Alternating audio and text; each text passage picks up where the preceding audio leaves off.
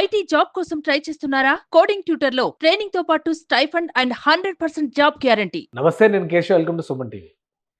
Supreme court సుదీర్ఘ విచారణ తర్వాత కోల్కతా ఇన్సిడెంట్ విషయంలో కీలకమైనటువంటి మార్గదర్శకాలను జారీ చేసింది. ఈ కేసుకు సంబంధించి తదుపరి విచారణ ఈ నెల 22వ తేదీకి వాయిదా వేసినప్పటికీ అసలు చేయాల్సినటువంటి తక్షణం తీసుకోవాల్సినటువంటి చర్యలేంటి అనే అంశం పైన ఒక సుదీర్ఘమైనటువంటి ఆర్డర్ ఇచ్చింది. ఆర్డర్లో ఏముంది? దీని ద్వారా ఒక నేషనల్ టాస్క్ ఫోర్స్ను కూడా సుప్రీంకోర్టు నిర్దేశిస్తున్నట్టుగా ఆదేశించింది. ఈ నేషనల్ టాస్క్ ఫోర్స్ ఏం చేయాలో కూడా సుప్రీంకోర్టు తన ఆర్డర్లో పేర్కొంది. ఆ విశేషాలను ఒకసారి మనం చూద్దాం. సుప్రీంకోర్టు ఇచ్చినటువంటి ఆర్డర్ కాపీ ఈరోజు కోల్కతాలో జరిగినటువంటి అభయ ఇన్సిడెంట్ పైన రాష్ట్ర ప్రభుత్వాలు, అలానే మెడికల్ విభాగాలకు సంబంధించి మెడికల్ శాఖలకు సంబంధించినటువంటి సిబ్బంది తీసుకోవాల్సినటువంటి జాగ్రత్తలు, వాటన్నిటినీ కూడా విశేషంగా వివరించేటువంటి ప్రయత్నం సుప్రీంకోర్టు చేసింది. ఇందులో ఉన్నటువంటి కీలకమైన అంశాలు అంటే దేశవ్యాప్తంగా ఆరోగ్య రంగంలో ప్రధానంగా శిక్షణ మార్గంలో ఉన్నటువంటి విద్యార్థులు, ఇప్పుడు ఉన్నటువంటి ట్రైనీ డాక్టర్స్, జూనియర్ డాక్టర్స్ ఎదుర్కొంటున్నటువంటి అనేక అంశాలకు సంబంధించినటువంటి విస్తరణ రూపంలో ఉన్న ఆ విషయాల్ని సుప్రీంకోర్టు ఈ ఆర్డర్లోనే వివరించింది. దీనిపైన సమగ్ర అధ్యయనం అవసరమైనటువంటి అభిప్రాయానికి సుప్రీంకోర్టు వచ్చింది. దీనికోసమే నేషనల్ టాస్క్ ఫోర్స్ ఏర్పాటు చేయాలనేటువంటి నిర్ణయం తీసుకుంది. అందులో భాగంగా సుప్రీంకోర్టు ఇచ్చినటువంటి ఐడెంటిఫై చేసినటువంటి అటెంప్ట్స్ అసలు ఏంటి, ఏ అంశాల విషయంలో సుప్రీంకోర్టు దేశంలో వైద్య రంగం ఎదుర్కొంటున్నటువంటి సవాళ్ళని అబ్జర్వ్ చేసింది. వాటికి సంబంధించినటువంటి మార్గదర్శకాలు ఏంటి? ప్రధానంగా మెడికల్ ప్రొఫెషనల్స్ ఎదుర్కొంటున్నటువంటి నైట్ డ్యూటీస్, అలానే అదే సమయంలో రెస్టింగ్ ప్లేసెస్ అంటే విశ్రాంత ప్రదేశాలు అనేవి నైట్ డ్యూటీస్ చేస్తున్నటువంటి ప్రదేశాల్లో లేకపోవడం అనేది ఒక కీలకమైనటువంటి సమస్యగా ఈ కేసులో సుప్రీంకోర్టు గుర్తించింది. అలానే 36 అవర్స్ నైట్ డ్యూటీస్ పర్ఫామ్ చేయడం, లేదా డే డ్యూటీస్ కావచ్చు, నైట్ డ్యూటీస్ కావచ్చు, మొత్తం కలిపి 36 గంటల పాటు జూనియర్ డాక్టర్లకి విధి నిర్వహణకు సంబంధించినటువంటి షిఫ్ట్స్ వేయడం అనేది ఒక పెద్ద సమస్యగా మారుతుంది. దానికి తగ్గట్టుగా బేసిక్ ఎమ్యూనిటీస్ కూడా లేనటువంటి పరిస్థితి దేశంలోని వైద్యశాలల్లో ఉందనేది సుప్రీంకోర్టు ఇప్పటికే గుర్తించింది. దీనికి సంబంధించి రిపోర్ట్ రావాల్సింది, కానీ సుప్రీంకోర్టు దృష్టిలో ఈ అంశాలన్నీ ఇప్పటికే ఉన్నాయి. ఇలాంటి అంశాలను అన్నింటినీ కూడా ఒక రికార్డెడ్ పాయింట్స్ కింద ఏబిసి పేరుతో ల్యాక్ ఆఫ్ సెక్యూరిటీ పర్సనల్, మెడికల్కి సంబంధించినటువంటి హాస్పిటల్స్ దగ్గర సెక్యూరిటీ పర్సన్ సరైనటువంటి సిబ్బంది లేకపోవడం, అలానే సఫిషియెంట్ టాయిలెట్స్, కనీసం నేచర్ కాల్స్కి సంబంధించినటువంటి అవసరాలు తీర్చుకునేందుకు కావాల్సిన వ్యవస్థలు కూడా హాస్పిటల్లో లేకపోవడం అనేది చాలా ఇబ్బందికరం. అలానే మెడికల్ కాలేజీలకు సంబంధించినటువంటి హాస్టల్స్కి, వర్క్ చేస్తున్నటువంటి హాస్పిటల్స్కి మధ్య దూరం ఎక్కువగా ఉండడం, ఆ ప్రదేశాల్లో సరైనటువంటి జాగ్రత్తలు తీసుకోకపోవడం కూడా ఒక ప్రధాన సమస్యగా సుప్రీంకోర్టు గుర్తించింది. అలానే ప్రాపర్లీ ఫంక్షనింగ్ సీసీ కెమెరాస్ పనిచేయకపోవడం అనేది ఒక ప్రధానమైనటువంటి సమస్య. కోల్కతా ఇన్సిడెంట్లో వాస్తవాలు వెలుగులోకి రాకపోవడానికి ఇదే ప్రధానమైనటువంటి కారణం. అలానే పేషెంట్స్కి సంబంధించినటువంటి రిస్ట్రిక్షన్స్ అంటే వారిని ఐసీయూలోకి అనుమతించడం, అలానే డాక్టర్స్ రెస్టింగ్ ప్లేసెస్లోకి అనుమతించకుండా నిరోధించేటువంటి వ్యవస్థలు సరైనవి లేకపోవడం కూడా కొన్ని సందర్భాల్లో ఇబ్బందులకు కారణమవుతుంది. మరొకటి screening for arms and weapons. ఆసుపత్రుల్లోకి, వైద్యశాలల్లోకి ఉదంతం జరిగిన తర్వాత, కోల్కతా ఇన్సిడెంట్ జరిగిన తర్వాత దాదాపు 7,000 మంది గ్యాంగ్ లోపలకు చొరబడి ఆసుపత్రిని విధ్వంసం చేసినటువంటి విధానాన్ని దృష్టిలో పెట్టుకొని సుప్రీంకోర్టు ఈ పాయింట్స్ అన్నీ కూడా మెన్షన్ చేసింది. అలానే డింగి అండ్ ఇల్లిట్, సరైనటువంటి వెలుతురు లేనటువంటి ప్రదేశాలు కూడా ఈ ఆసుపత్రి ఆవరణల్లో ఉండడం అనేది ఒక ప్రధాన సమస్యగా మారుతుంది. అలానే మెడికల్ డాక్టర్స్కి సంబంధించి సరైనటువంటి సపోర్టింగ్ స్టాఫ్ లేకపోవడం, సపోర్టివ్ ఫెసిలిటీస్ లేకపోవడం, no training in communication skills, ఇటువంటివి లేకపోవడం వల్ల కూడా ఎమర్జెన్సీ సిచ్యుయేషన్స్లో పేషెంట్స్ కానీ వారి బంధువులు చేసేటువంటి రియాక్షన్స్ని ఎదుర్కొనేటువంటి వ్యవస్థలు లేకపోవడం వలన జూనియర్ డాక్టర్లే మొదట బలవుతున్నారనేది సుప్రీంకోర్టు అబ్జర్వేషన్.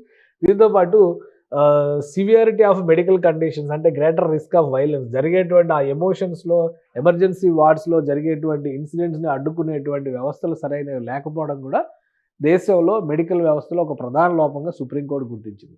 సో ఈ అంశాలన్నింటినీ కూడా దాదాపు 10 అంశాలతో కూడినటువంటి పాయింట్స్ని మెన్షన్ చేస్తూ నేషనల్ టాస్క్ ఫోర్స్ని ఏర్పాటు చేయాలనేటువంటి నిర్ణయాన్ని సుప్రీంకోర్టు తన ఆర్డర్లో పేర్కొంది.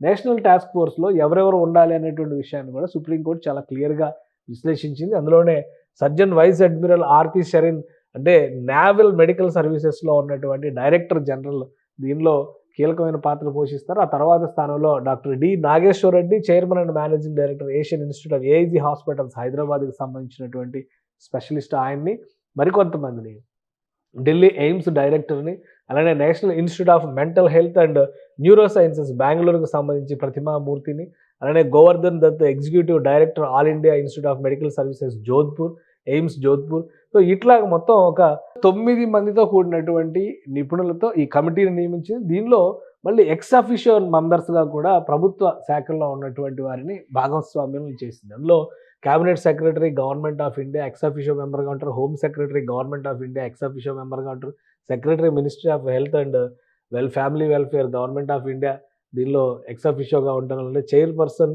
నేషనల్ మెడికల్ కమిషన్, అలానే president national board of examinations. వీళ్ళని కూడా వీళ్ళ 5గురిని కూడా కలిపి ఈ బోర్డులో ఈ కమిటీలో మెంబర్స్గా వేసింది. వీరికి 2 ప్రధానమైనటువంటి లక్ష్యాలు అంటే ఏం చేయాలో కూడా సుప్రీంకోర్టు చాలా క్లియర్గా కేటగారికల్గా ఎక్స్ప్లెయిన్ చేసింది. ప్రస్తుతం దేశంలో ఆరోగ్య రంగం ఎదుర్కొంటున్నటువంటి సమస్యలను ఒకవైపు చెబుతూనే ఈ కమిటీ పరిశోధించాల్సినటువంటి అంశాలను కూడా సుప్రీంకోర్టే విశ్లేషించింది. అందులో చూద్దాం 2 ప్రధానమైనటువంటి విభాగాలుగా ఈ కమిటీ నివేదికని విభజిస్తూ సుప్రీంకోర్టు కీలకమైన డైరెక్షన్ ఇచ్చింది. Preventing violence including gender based violence against medical professionals. అంటే ఈరోజు కోల్కతాలో జరిగినటువంటి అభయ ఘటనకి సంబంధించినటువంటి ఇన్సిడెంట్ని దృష్టిలో ఉంచుకుని అటువంటి వైలెన్స్ని దాష్టికాలని నిరోధించేందుకు కావాల్సినటువంటి జాగ్రత్తలు తీసుకోవడం పైన ఒకవైపు పరిశీలన జరిపితే, మరోవైపు providing and enforceable national protocol for dignified and safe working conditions. ఇది చాలా ముఖ్యమైనది. జాతీయ స్థాయిలో మెడికల్ విభాగాల్లోనే కాకుండా ఎమర్జెన్సీ సర్వీసెస్కి సంబంధించి, ఎందుకంటే ఈ డాక్టర్స్కి సంబంధించి అనేక విభాగాలు ఉంటాయి. అందులో ఇంటర్న్స్ కావచ్చు, రెసిడెంట్ డాక్టర్స్ కావచ్చు, సీనియర్ రెసిడెంట్స్ కావచ్చు, డాక్టర్స్ కావచ్చు, nurses and all medical professionals ఎలా పనిచేయాలి దేశంలో అనే దానికి సంబంధించి ఒక సేఫ్ ఎన్విరాన్మెంట్ని తయారు చేయడానికి కావాల్సినటువంటి జాగ్రత్తలు ఏం తీసుకోవాలనే దాని మీద ఈ టాస్క్ ఫోర్స్ నివేదిక ఇవ్వబోతుంది. 3 వారాల గడువుని సుప్రీంకోర్టు ఈ టాస్క్ ఫోర్స్ ఇవ్వబోయేటువంటి నివేదికకి సంబంధించి నిర్దేశించింది. ఈ 3 వారాల్లో మొత్తం ఏ అంశాలపైన ఈ బ్రాడ్గా 2 కేటగిరీలు విభజించింది. అందులో కూడా పరిశోధించాల్సినటువంటి అంశాలు ఏంటి, జరగకుండా నివారించాల్సిన మరొక సంఘటన జరగకుండా చేయాల్సినటువంటి జాగ్రత్తలు ఏంటి, ముఖ్యంగా రాష్ట్ర ప్రభుత్వాలకు సంబంధించినటువంటి మెడికల్ ఇష్యూస్లో మెడికల్ ఎమర్జెన్సీస్కి సంబంధించి నిర్భయ ఘటన లాంటి సంఘటనలు చూసిన తర్వాత దాని నుంచి ఎదుర్కోవాల్సినటువంటి గుణపాఠాలు, అభయ కావచ్చు, నిర్భయ కావచ్చు, వాటిని దృష్టిలో పెట్టుకుని recommendations, all aspects of action plan highlighted above and any other aspects of the members to seek cover. అంటే సుప్రీంకోర్టు ఇంత వైడ్ రేంజ్గా తన విశ్లేషణ ఇచ్చిన తర్వాత కూడా ఈ కమిటీ మెంబర్స్ ప్రత్యేకంగా కవర్ చేయాల్సినటువంటి అంశాలు ఉంటే నిర్భయంగా వాటిని మెన్షన్ చేయొచ్చు. వాటిని మెరుగుపరిచేందుకు ఇప్పుడు ఉన్నటువంటి వ్యవస్థలు మెరుగుపరచడానికి కావాల్సినటువంటి జాగ్రత్తలు తీసుకోవడానికి వీరందరూ కూడా ఈ కమిటీలో మనస్ఫూర్తిగా ఇన్వాల్వ్ అవ్వడం, మరొకసారి ఇలాంటి ఘటనలు జరగకుండా జాగ్రత్తలు తీసుకోవడం అనేది ప్రధాన ఎజెండా. దీంతోపాటు రాష్ట్రాలకు చెందినటువంటి ఆరోగ్య శాఖల్లో ప్రస్తుతం ఉన్నటువంటి తాజా పరిస్థితులు, ఈ అంశాలను దృష్టిలో పెట్టుకుని అక్కడ ఉన్నటువంటి తాజా పరిస్థితుల పైన నివేదికలను కూడా ఈ కమిటీకి అందజేయాల్సిందిగా సుప్రీంకోర్టు ఆదేశించింది. సో కలకత్తా ఘటనని ఒక ఉదంతంగా మాత్రమే తీసుకోకుండా దేశవ్యాప్తంగా ఈ తరహా పరిస్థితులు ఉన్నటువంటి వైనాన్ని ఆ రూపు మార్పేటువంటి క్రమంలో సుప్రీంకోర్టు ఒక విస్తృతమైనటువంటి నేషనల్ టాస్క్ ఫోర్స్ని ఏర్పాటు చేసింది. ఇందులో మన తెలుగు వాళ్ళు కూడా ప్రాతినిధ్యం వహించడం అనేది అందరూ గర్వించాల్సినటువంటి విషయం. మరొకసారి కలకత్తాలో జూనియర్ డాక్టర్కి జరిగినటువంటి, ట్రైనీ డాక్టర్కి జరిగినటువంటి ఉదంతం దేశంలో మరెక్కడ రిపీట్ కాకూడదనేటువంటి ఉద్దేశంతో సుప్రీంకోర్టు ఇచ్చినటువంటి కొత్త డైరెక్షన్ ఇది. ఈ టాస్క్ ఫోర్స్ ఎలాంటి నివేదికను ఇవ్వబోతోంది, ఏ అంశాలను మెన్షన్ చేయబోతుంది అనేది ఇప్పుడు ఆసక్తికరంగా మారింది. అలానే ఈ కేసులో తదుపరి విచారణ కూడా బెంగాల్ ప్రభుత్వానికి సూచనలు చేసింది చాలా స్పష్టంగా. ఇప్పటివరకు తీసుకున్నటువంటి నిర్ణయాలు, దాంతోపాటు సిబిఐ కేసు టేకప్ చేసిన తర్వాత జరిగినటువంటి పురోగతి, వీటన్నిటికీ సంబంధించి 2 రోజుల్లో నివేదికను సమర్పించాలి. మరొకసారి 22 ఆగస్టున ఈ కేసు పైన సుప్రీంకోర్టు ప్రత్యేకంగా విచారణ జరపబోతుంది. ముఖ్యంగా చీఫ్ జస్టిస్ ఆఫ్ ఇండియా ఈ కేసుని చాలా సీరియస్గా పరిగణించారు. ఈ క్రమంలోనే సుమోటోగా ఈ కేసుని టేకప్ చేశారు. దీనికి సంబంధించి కఠినమైనటువంటి చర్యలు తీసుకోవడంతో పాటు దేశవ్యాప్తంగా ఒక మెసేజ్ ఇవ్వాల్సినటువంటి అవసరం ఉందనేటువంటి అభిప్రాయంతో సుప్రీంకోర్టు వ్యవహరిస్తున్నట్టుగా కనిపిస్తోంది. సుమన్ టీవీలో మీ పర్సనల్ అండ్ బిజినెస్ ప్రమోషన్స్ కోసం కింది నెంబర్కి కాంటాక్ట్ చేయండి.